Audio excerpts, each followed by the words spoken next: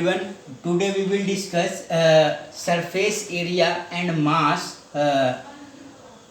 using Dirichlet integral. Okay. सो आज की class में हम surface area and mass find करना सीखेंगे किसी टू डायमेंशनल फिगर का, ठीक है, किसका यूज़ करते हुए, डिरिचलेट इंटीग्रल को यूज़ करते हुए, ठीक है। तो ये आज का हमारा टॉपिक है, to evaluate surface area and mass using Dirichlet integral, ठीक है। सो देखिए हम कुछ प्रॉब्लम्स लेंगे और उन प्रॉब्लम में क्या होगा, हमें सरफेस एरिया और मास फाइंड करना होगा। टू डायमेंशनल फिगर होंगी आपकी और हम उसमें डिरिचलेट इंटीग्रल का यूज़ करके सरफेस एरिया एंड मास को फाइंड करेंगे, ठीक है। सो देखिए कुछ प्रॉब्लम्स ले लेते हैं एंड फिर हम उसमें डिरिचलेट इंटीग्रल से उन प्रॉब्लम्स को सॉल्व करते हैं, ठीक है। सो देखिए अब हमारे पास प्रॉब्लम है, find the area and mass contained in the first quadrant enclosed by the curve this, ठीक है, where alpha is greater than 0, beta greater than 0 and given that the density at any point rho x, y is k under root xy, ठीक है। सो हमारे पास एक two dimensional figure है ये, ठीक है। इसका हमें एरिया फाइंड करना है एंड मास फाइंड करना है, ठीक है। यहाँ पर अल्फा और बीटा जो हैं दोनों पॉजिटिव हैं वो, और डेंसिटी आपको गिवन है किसी पॉइंट में। अगर ये कोई फिगर है आपकी और इसमें कोई पॉइंट, यहाँ पर बहुत सारे पॉइंट्स होंगे, सो डेंसिटी जो है वो वेरी कर रही है। तो डेंसिटी किसी पर्टिकुलर पॉइंट पे, अगर ये x, y पॉइंट है तो यहाँ पर डेंसिटी रो है, उसकी वैल्यू कितनी है, k अंडर रूट xy, ठीक है। तो ये डेंसिटी गिवन है, ठीक है। सो कहने का मतलब आपको एक फिगर गिवन है टू डायमेंशनल, उसका आपको एरिया फाइंड करना है एंड मास फाइंड करना है। एंड किस में फाइंड करना है, फर्स्ट क्वाड्रेंट में फाइंड करना है। देखिए टू डायमेंशनल में 4 क्वाड्रेंट होते हैं, यहाँ पर आपको जो मास फाइंड करना है या एरिया फाइंड करना है वो फर्स्ट क्वाड्रेंट में फाइंड करना है। तो देखिए पहले बात कर लेते हैं एरिया की, ठीक है। तो देखिए फर्स्ट क्वाड्रेंट यहाँ पर बोला गया, क्यों बोला गया, क्योंकि ये जो प्रॉब्लम है वो किसकी प्रॉब्लम है, डिरिचलेट इंटीग्रल की प्रॉब्लम। डिरिचलेट हम यूज़ करेंगे यहाँ पर। और एक चीज़ आपने देखा होगा कि डिरिचलेट में अगर टू डायमेंशनल केस है, x and y two variables हैं, तो ये कंडीशन सबसे पहली कंडीशन होती है x greater than equal to 0 and y greater than equal to 0।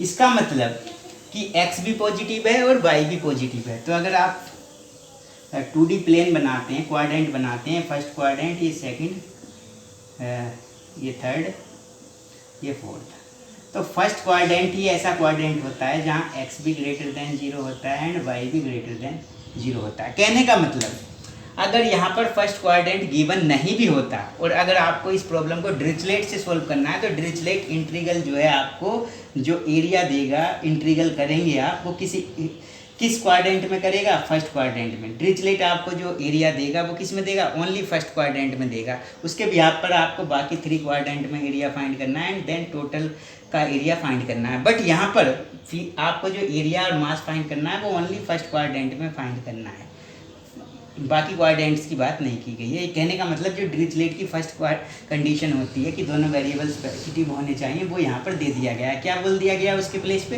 कि फर्स्ट क्वाड्रेंट, तो फर्स्ट क्वाड्रेंट में दोनों वेरिएबल कैसे होते हैं, प्लस के होते हैं, ठीक है। तो देखिए अब आप क्या कर सकते हैं। तो फर्स्ट क्वाड्रेंट बोला है आपको, फॉर फर्स्ट क्वाड्रेंट दोनों फर्स्ट क्वाड्रेंट में x भी ग्रेटर देन होगा और y भी ग्रेटर देन होगा। तो फर्स्ट कंडीशन तो ये मिल गई। सेकंड कंडीशन में आपको कर्व गिवन है। कर्व क्या है आपका, x upon a to the power alpha plus y upon b to the power beta and equal to यहाँ है 1। अब देखिए यहाँ पर x y दोनों variable greater than equal to 0 है, लेकिन इन दोनों का सम नहीं, ऐसे 1 के इक्वल या 1 से लेस देन गिवन नहीं है। तो सम, इन दोनों का डायरेक्ट सम गिवन नहीं है, तो डायरेक्ट आप डिरिचलेट इंटीग्रल यूज़ नहीं कर सकते, पहले आपको वेरिएबल्स को चेंज करना होगा। तो देखिए इसमें इस वेरिएबल्स को हम यूज़ कर सकते हैं, इसे लेट कर सकते हैं u।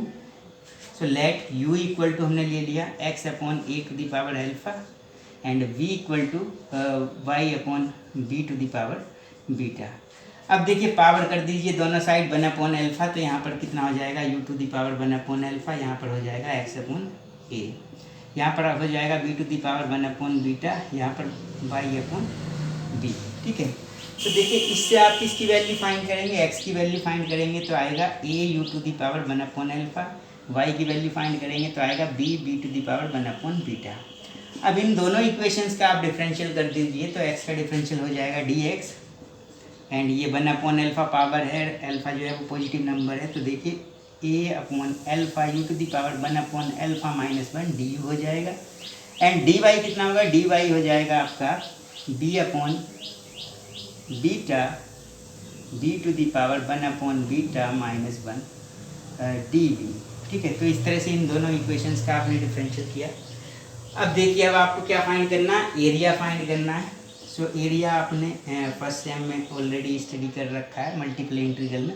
सो एरिया क्या होता है, ये होता है आपका dx dy। किसी पर्टिकुलर रीजन को यहाँ पर r डिफाइन होता था, तो यहाँ पर r का मतलब क्या है, यहाँ पर ऐसा रीजन जहाँ पर जो है मतलब x और y दोनों कैसे हों, पॉजिटिव हों, और उनका जो सम जो है वो लेस देन इक्वल टू 1 हो। ठीक है, सो आप इसे फर्स्ट क्वाड्रेंट में फाइंड करना है एरिया को, तो आप लिख सकते हैं area in first quadrant, because first quadrant में ही दोनों वेरिएबल पॉजिटिव होंगे, डिरिचलेट की कंडीशन को फॉलो करेंगे। सो फर्स्ट क्वाड्रेंट में आप a1 बोल सकते हैं, 1 मीन्स फर्स्ट क्वाड्रेंट में। सो एरिया हो जाएगा आपका dx dy, ये एरिया होता है। ठीक है, सो a1 इक्वल टू, अब इन दोनों की वैल्यू पुट कर दीजिए dx और dy की, तो dx की वैल्यू कितनी है, ये a/अल्फ़ा u टू द पावर 1/अल्फ़ा - 1 du, एंड dy की वैल्यू कितनी, b/बीटा b टू द पावर 1/बीटा - 1 dv।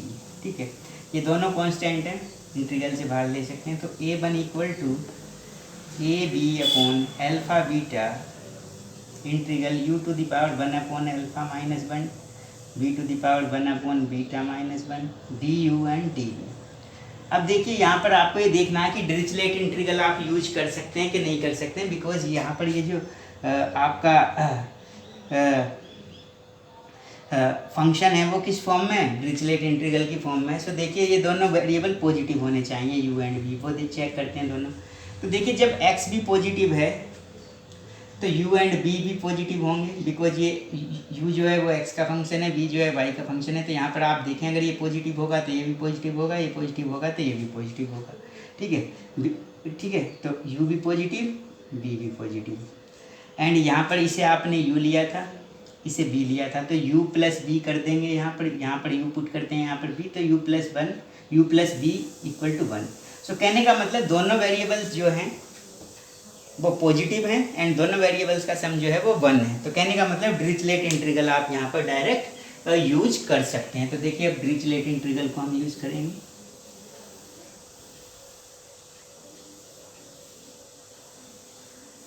सो अब आपका हो जाएगा using Dirichlet integral. So Dirichlet integral को यूज करेंगे तो a1 means area in first quadrant is ab/अल्फ़ा बीटा। यहाँ पर डिरिचलेट इंटीग्रल को यूज करेंगे तो l का काम कर रहा है 1/अल्फ़ा, m का काम कर रहा है 1/बीटा, तो ये हो जाएगा गामा 1/अल्फ़ा गामा 1/बीटा and upon gamma 1 plus gamma 1/अल्फ़ा प्लस 1/बीटा प्लस 1। सो ये आपका एरिया फाइंड हो गया। अगर यहाँ पर अल्फ़ा बीटा की वैल्यू आपको गिवन होती 1 2 जो भी, तो वो यहाँ पर पुट करके आप इसका एक पर्टिकुलर सॉल्यूशन फाइंड कर लेते। लेकिन यहाँ पर क्या है कि यहाँ पर अल्फ़ा बीटा की वैल्यू आपको गिवन नहीं है एग्जैक्ट। ठीक है, तो ये आपका जो आंसर आ गया है ये अल्फ़ा बीटा की टर्म्स में आपको आंसर मिल चुका है, यानी ये फर्स्ट क्वाड्रेंट में आपको एरिया मिल चुका है। ठीक है, किसका, जो फिगर आपको गिवन थी x/a to the power alpha plus y/b to the power beta equal to 1। तो ये तो हुआ एरिया फर्स्ट क्वाड्रेंट में। ठीक है, अब एरिया के बाद आपको फाइंड करना है मास। ठीक है, फर्स्ट क्वाड्रेंट में ही मास फाइंड करना है। सो हम बोल देते हैं मास इन फर्स्ट क्वाड्रेंट इज, हमने बोल दिया मास क्या है, m1 है, 1 मीन्स फर्स्ट क्वाड्रेंट में। सो m1 मास इक्वल टू क्या होता है, 2 डायमेंशनल के केस में एरिया इंटू डेंसिटी। ठीक है, तो ये तो आपका एरिया हो जाता है, और डेंसिटी कितनी थी, रो, तो रो से यहाँ पर मल्टीप्लाई कर देंगे, तो मास का फॉर्मूला हो जाएगा आपका डबल इंटीग्रल रो dx dy। अब देखिए, रो की वैल्यू आपको गिवन थी, रो आपको गिवन था के under root x y d x d y. अब x और y को यहाँ पर वेरिएबल्स में चेंज कर लीजिए, क्योंकि आप डिरिचलेट यूज करेंगे तो m1 इक्वल टू मिल जाएगा आपका, k तो कांस्टेंट है, बाहर ले सकते हैं। ये x बाई x कितना है a u to the power alpha, y कितना है b v to the power b 1/, beta, और इसका क्या है अंडर रूट का मतलब इसकी पावर 1/2।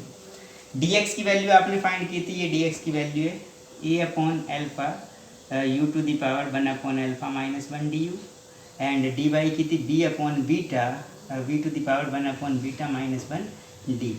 ठीक है, अब देखिए इस इंटीग्रल को हम सॉल्व करेंगे।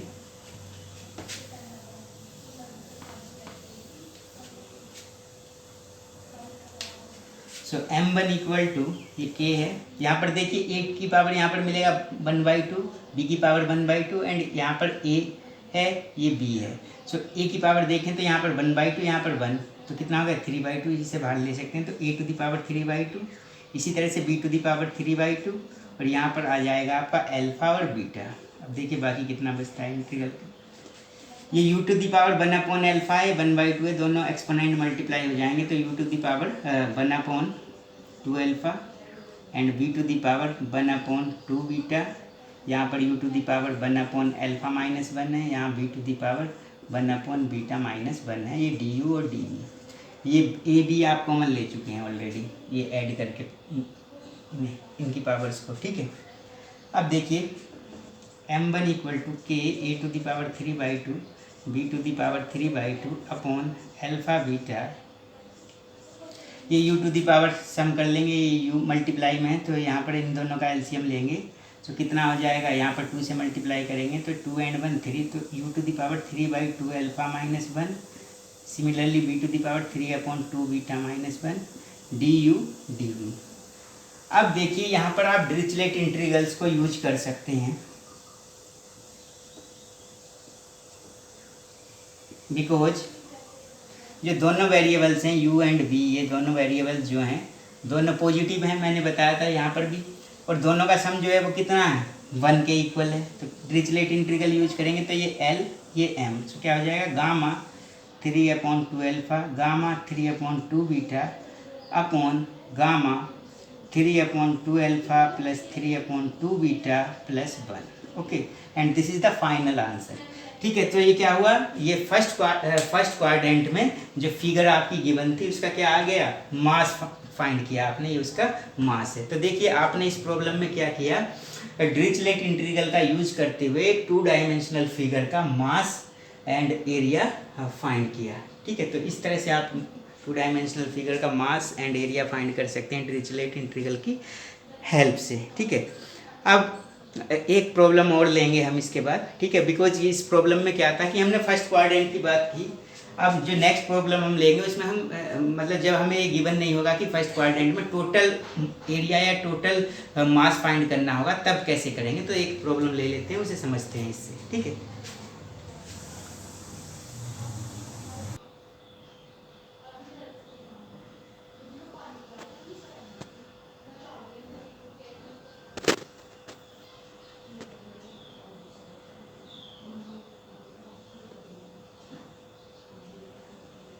सो देखिए अब हमारे पास प्रॉब्लम है, एक नेक्स्ट प्रॉब्लम है हमारी, find the area enclosed by the curve x² + y² equal to r²। ठीक है, और आप जानते हैं किसकी इक्वेशन है, ये एक सर्कल की इक्वेशन है। सर्कल का एरिया क्या होता है πr², तो यहाँ पर रेडियस क्या है r है। सो आपको पता है इसका एरिया कितना होगा πr², बट आपको ये प्रॉब्लम किससे सोल्व करनी है, डिरिचलेट इंटीग्रल की हेल्प से सोल्व करनी है।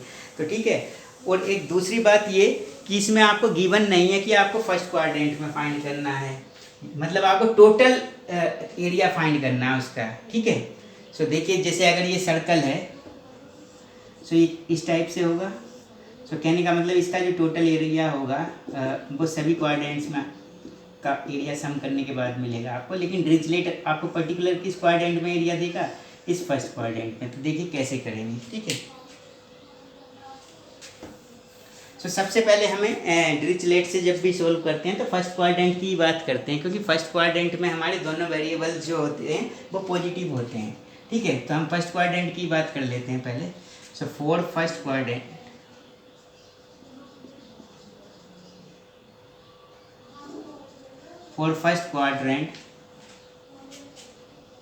ठीक है, फर्स्ट क्वाड्रेंट में क्या होगा, दोनों वेरिएबल जो हैं वो कैसे हो जाएंगे, पॉजिटिव हो जाएंगे, ठीक है। सो ये तो एक कंडीशन ये मिल गई है आपको डिरिचलेट की, और एक कंडीशन है आपको x square plus y square equal to r square. तो देखिए डिरिचलेट की कंडीशन में यहाँ पर क्या होना चाहिए, 1, लेकिन यहाँ पर क्या है, आर स्क्वायर। तो first of all you have to make here 1, okay. सबसे पहले आपको यहाँ पर 1 बनाना है, तो आर स्क्वायर से इसे डिवाइड कर दीजिए, x square upon r square y square upon r square equal to 1। अब इन दोनों वेरिएबल्स का सम डायरेक्ट गिवन नहीं है आपको, ठीक है। सो कहने का मतलब वेरिएबल्स को चेंज करना पड़ेगा, ठीक है। तो वेरिएबल्स को चेंज कर लेते हैं। सो इसे हम यू लेट कर लेते हैं एंड इसे वी लेट कर लेते हैं। तो let x square upon r square equal to u, y square upon r square equal to v.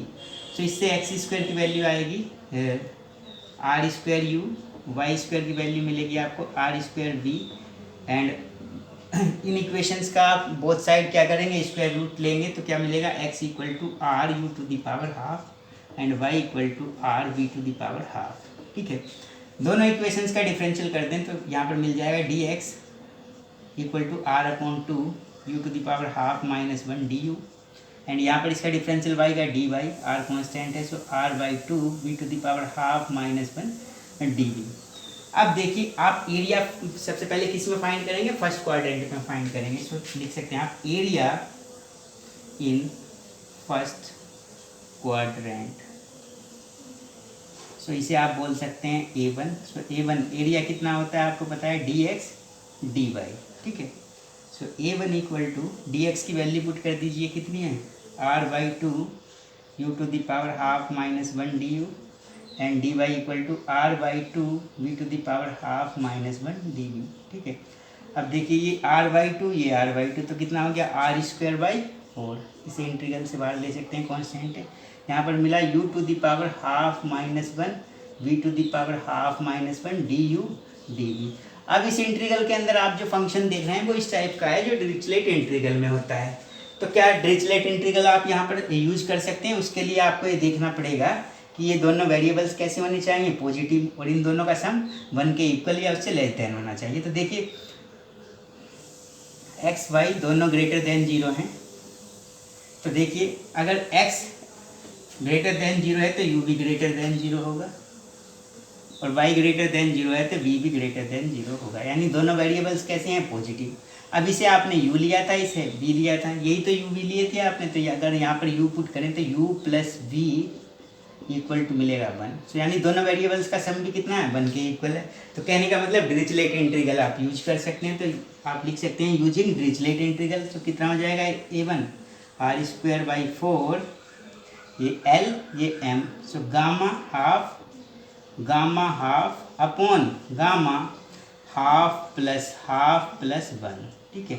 So r square by 4, gamma half कितना होता है आपको पता है, अंडर रूट पाई, सो ये अंडर रूट पाई, ये भी अंडर रूट पाई, एंड ये मिल गया आपको 1 half and half 1 and 1 and 1 2, gamma two की वैल्यू कितनी होती है, फैक्टोरियल 1, और फैक्टोरियल 1 कितना होता है, 1। तो ये मिला आपको आर स्क्वायर बाई 4, एंड ये रूट पाई पाई, सो ये मिला पाई आर स्क्वायर बाई 4, ठीक है। सो ये क्या मिला आपको, एरिया इन फर्स्ट क्वाड्रेंट मिला, एरिया इन फर्स्ट क्वाड्रेंट। लेकिन आपको एरिया फाइंड करना है, टोटल एरिया फाइंड करना है, तो देखिए कैसे फाइंड करेंगे। देखिए मैंने आपको पहले ही बताया था ये किसकी इक्वेशन थी, सर्कल की इक्वेशन थी। जब आप इसे देखेंगे तो इस तरह से मिलेगा, और सर्कल कैसा होगा, सिमेट्रिक फिगर होती है। सो ये डिरिचलेट से आपको ये एरिया मिला, ठीक है। लेकिन आपको टोटल एरिया फाइंड करना है, मतलब जितना एरिया इसका होगा उतना ही इसका होगा, उतना ही इसका और उतना ही इसका, यानी ये 4 पार्ट्स होंगे, ठीक है। तो टोटल एरिया कैसे फाइंड करेंगे, टोटल एरिया, एक पार्ट्स का एरिया कितना है, A1। सो इसे कितने से मल्टीप्लाई कर देंगे, 4 से, क्योंकि ये फर्स्ट क्वाड्रेंट में एरिया है। टोटल क्वाड्रेंट कितने होते हैं 2D में, 4। सो 4 से मल्टीप्लाई कर दीजिए, तो टोटल एरिया हो जाएगा आपका 4 इंटू A1 कितना, पाई आर स्क्वायर बाई 4, 4 से 4 कैंसिल, सो टोटल एरिया कितना हो गया, पाई आर स्क्वायर, और ये क्या था सर्कल, और सर्कल का एरिया कितना होता है पाई आर स्क्वायर। ठीक है, तो आपने सर्कल का एरिया किससे फाइंड किया, डिरिचलेट इंटीग्रल का यूज़ करके आपने सर्कल का एरिया फाइंड किया। तो ये बात आपको अपने माइंड में रखनी है कि टू डायमेंशनल केस में जब आपको सभी क्वाड्रेंट्स में मतलब टोटल एरिया फाइंड करना हो या टोटल मास फाइंड करना हो, तो आप फर्स्ट क्वाड्रेंट में आप फाइंड करें, फर्स्ट क्वाड्रेंट में डिरिचलेट का यूज करें एंड उसमें 4 से मल्टीप्लाई कर दें, बिकॉज 2D में कितने क्वाड्रेंट होते हैं, 4 क्वाड्रेंट होते हैं। तो आपको टोटल एरिया या फिर टोटल मास फाइंड हो जाएगा फिगर का, जिस फिगर का भी आप करना चाह रहे हैं। ठीक है, तो इस तरह से डिरिचलेट इंटीग्रल का यूज करके आप मास एंड एरिया फाइंड कर सकते हैं किसी 2 डायमेंशनल फिगर का। ओके।